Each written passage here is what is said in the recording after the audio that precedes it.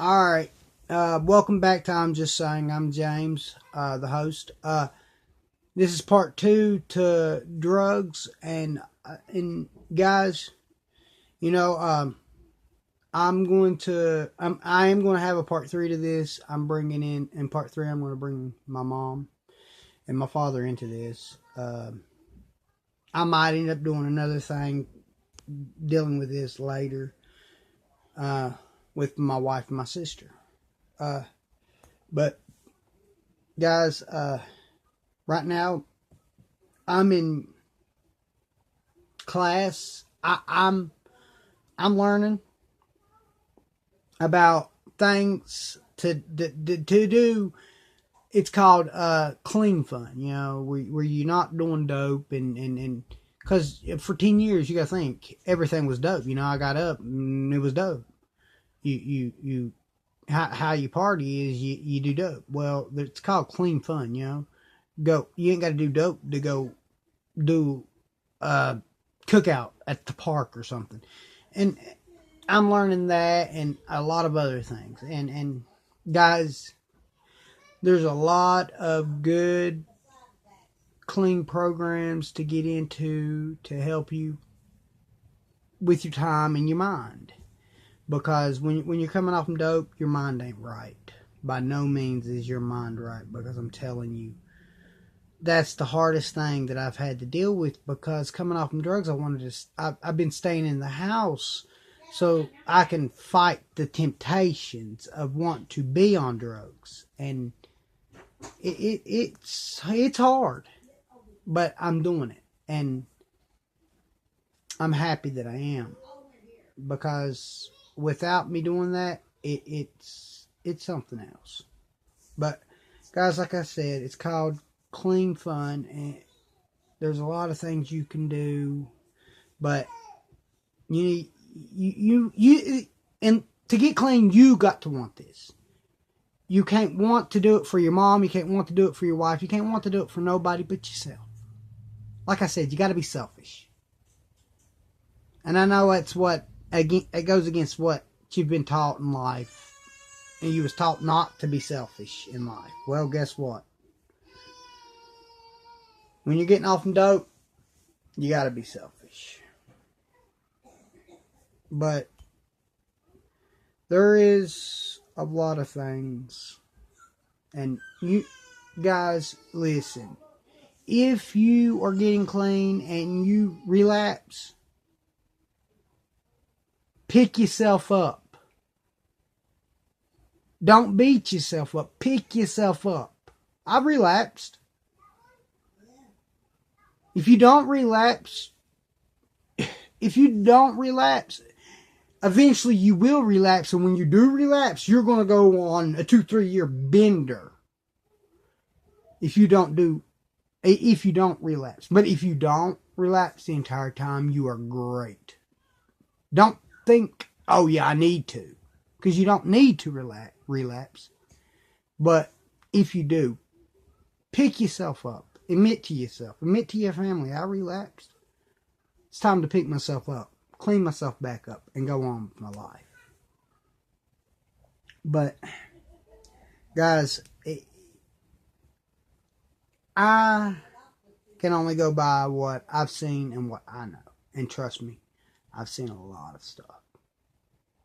I've seen people get robbed in front of me. I've gotten robbed at gunpoint because I was in a bad neighborhood.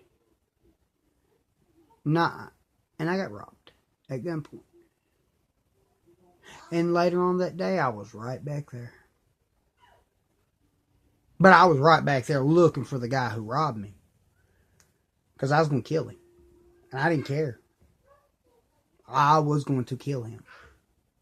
I was aiming to find him to kill him. But you can make a change in your life. And when you do, trust me, don't think that... I used to think that I was too far gone. The only thing that was going to help me, and you can ask my mom, I used to tell her all the time, my wife, my dad, everybody. The only thing that's going to help me is a bullet in the head. That's the only thing that's going to help me. I used to tell my mom she needed to go in there, get in her safe, and take the gun out and put a bullet in my head because that was the only thing I thought was going to help me. Because I thought I was too far gone. You're never too far gone. Trust me, you're not. You can be so far out there in the left field, within a couple of days, you can be right back on the right track and get yourself together.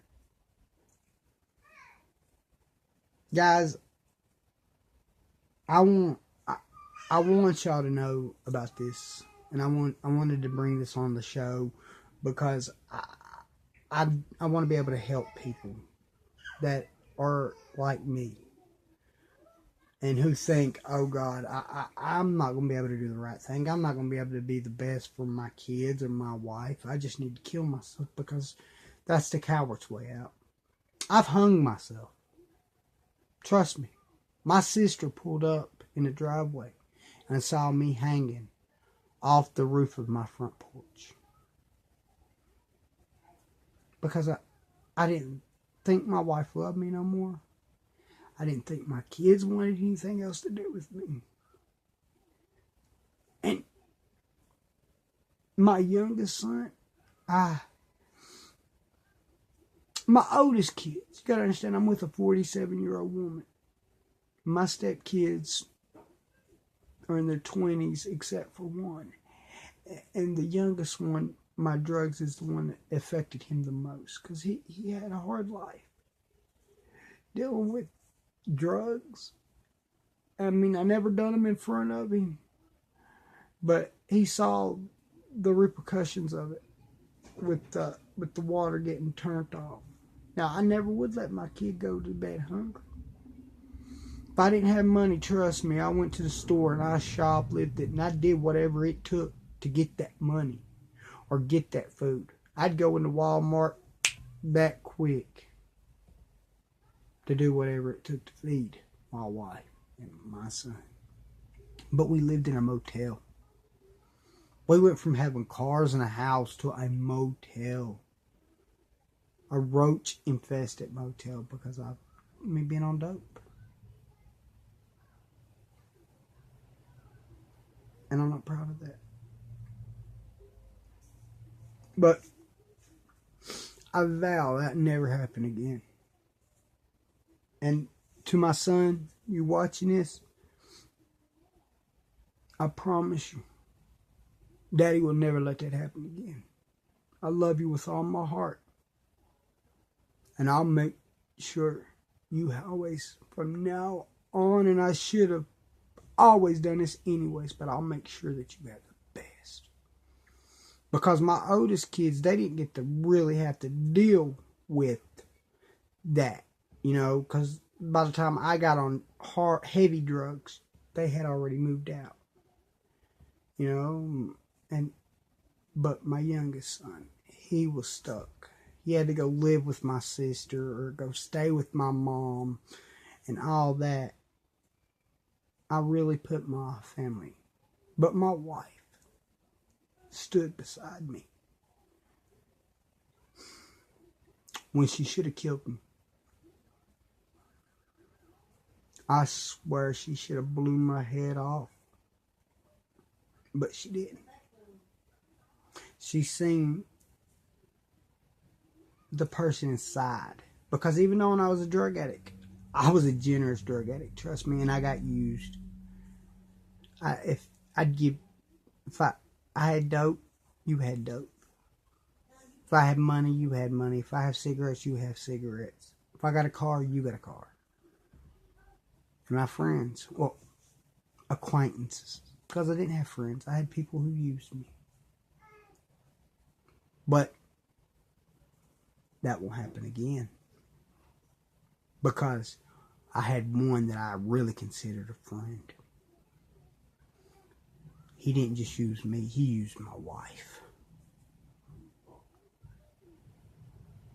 And I hope you see this, because I promise you, karma is a bitch.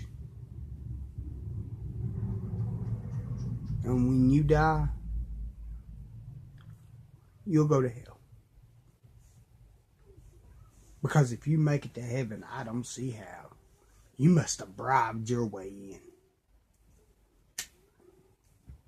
But guys, like I said, that's a guy who ain't going to change and doesn't want to change. He went to Suboxone doctor just to get Suboxones to sell them to buy dope. He don't want to change. He's in his 60s. He's set the way he's going to be. And that's sad. And like I told my wife and everybody, I'm not going to be in my 30s on dope. I should have waited until I got in my 30s. I should have waited until I turned 30 before I even got married. But I made sure that I lived with my wife at least a year. Made sure that we was compatible. And I'm telling you guys, we were. She is awesome. You know, some people don't like her. Drug addicts don't like her because they don't like her attitude, because she just tells them like it is. I don't care. You don't like my wife, I don't care. Bet you don't put hands on her. Because my wife's got something in her purse, trust me, she'll take you down.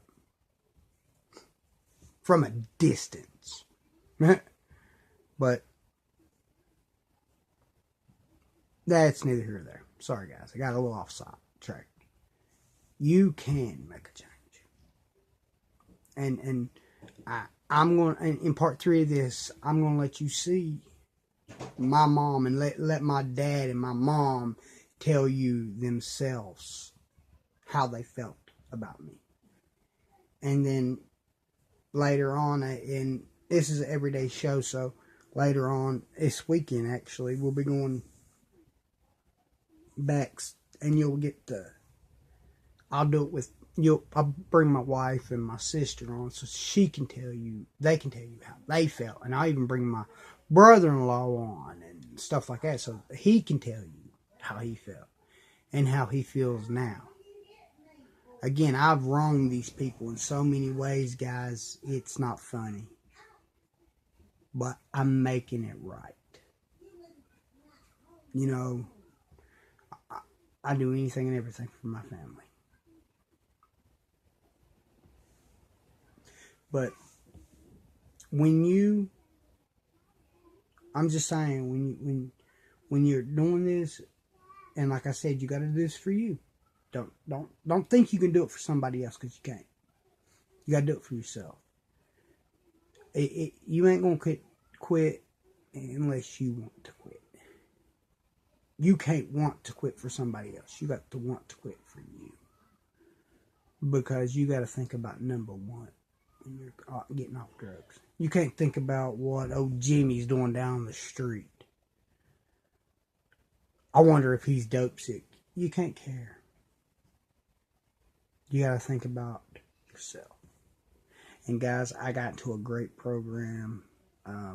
It's called an ACT program, and I got a therapist, I've got a counselor, I've got a doctor and a nurse. I got a whole team of people. And guys, you can get this too.